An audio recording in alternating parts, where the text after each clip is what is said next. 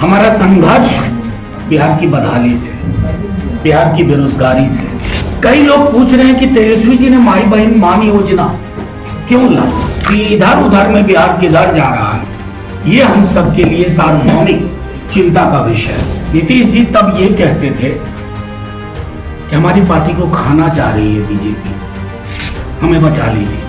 अब ऐसा है नहीं, खुद मोदी जी 240 पे लटके हुए। बिहार में आज की डेट में तेजस्वी जी ने एक बात बार बार कही और वो स्पष्ट तौर पर मैं कहूं, उन्होंने कहा कि मेरी लड़ाई भाजपा जदयू से नहीं है, मेरी लड़ाई किसी नए नवेले से नहीं है। हमारा संघर्ष बिहार की बदहाली से, बिहार की बेरोजगारी से, बिहार की जो लॉ एंड ऑर्डर का कंप्लीट ब्रेकडाउन है उससे।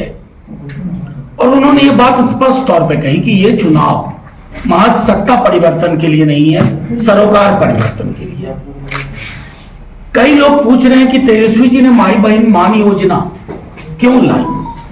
देखिए, अर्थशास्त्र का एक नियम है कि किसी जगह की अर्थव्यवस्था अगर सुषुप्त हो, जमीन के निचले स्तर पर हो, तो उपभोग को जनरेट करना, जिसको हम कहते हैं कंजम्पशन में स्पर लाना, वो भी एक आर्थिक गतिविधि है, आर्थिक बेहतरी के लिए। तो माई बहन मान योजना का एक महत्वपूर्ण पहलू ये है सबलीकरण के अलावा।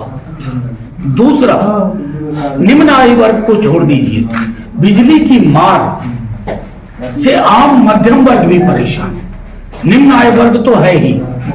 तो 200 यूनिट फ्री बिजली, 200 यूनिट तक कोई शुल्क नहीं, ये कमिटमेंट उन्होंने दूसरा किया। तीसरा, जो देश भर के तमाम वेलफेयर के इकोनॉमिस्ट कहते हैं कि हमारे यहां वृद्धा पेंशन, दिव्यांग पेंशन, बिहार में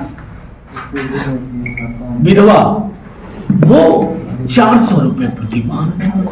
400 रुपए का मतलब हुआ 13 रुपया 30 पैसा प्रति। गंगा नहाएगा क्या, निचोड़ेगा क्या?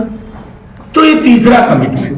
ना सिर्फ 4,75,000 नौकरियां डिस्ट्रीब्यूट हुई, बल्कि 3.25 लाख के करीब प्रक्रियाधीन की गई। हेल्थ कार्डर में बिहार में कभी इतने पैमाने पर नहीं आई थी, 1,30,000, लेकिन उसको अटका करके, जाहिर है जनवरी के महीने में 24 में क्या हुआ आप सब वाकिफ। नीतीश जी की अंतरात्मा फिर से जागी, जागती सोती रहती है। एक बार सोई जागी तो हमारे साथ आ गए, फिर दोबारा फिर उधर चले गए, उधर गए तो बोले अब इधर नहीं आएंगे, इधर आए तो बोले उधर नहीं जाएंगे, फिर इधर आए तो बोले उधर नहीं जाएंगे, उधर से फिर इधर आए कि इधर उधर में बिहार किधर जा रहा है। ये हम सबके लिए सार्वभौमिक चिंता का विषय है। उसके अनुरूप नौकरी एजेंडा होगा। और बार बार उन्होंने कहा है कि ध्रुवीकरण की कोई राजनीति कामयाब नहीं होगी।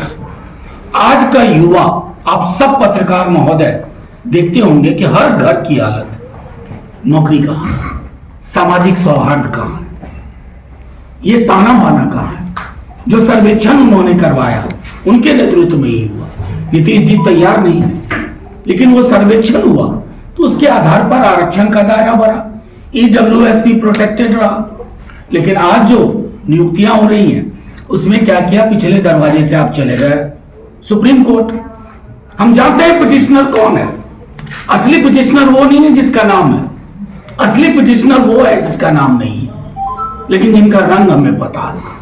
तो तुरंत राष्ट्रीय जनता दल उसमें इंटरवीन किया, हम उसमें पिटिशनर हैं, हमारा दल, मैं स्वयं पिटिशनर हूं इस मामले को लेकर के। तो कमोबेश ये है जो मैंने शुरुआत की थी, तेजस्वी जी का स्पष्ट मानना है लड़ाई जदयू से नहीं, भाजपा से नहीं, लड़ाई नए नवेलों से भी नहीं, लड़ाई उनसे भी नहीं जो महज बयान जारी करते रहते हैं, लड़ाई बिहार की बदहाली से।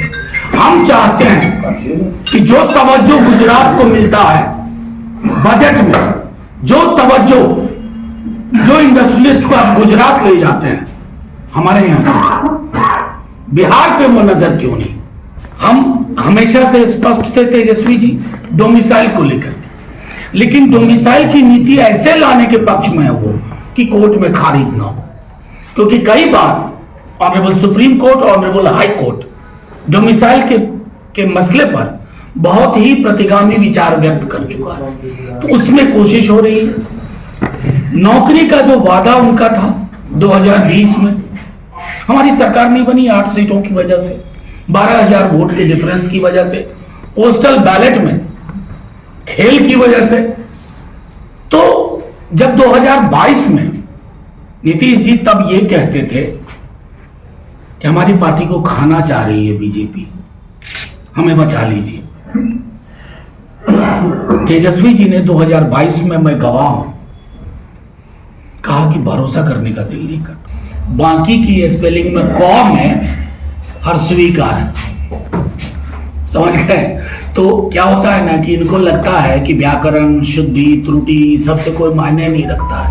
मोदी जी और यहाँ ना चुनाव जिता दिए, अब ऐसा है नहीं। खुद मोदी जी 240 पे लटके हुए।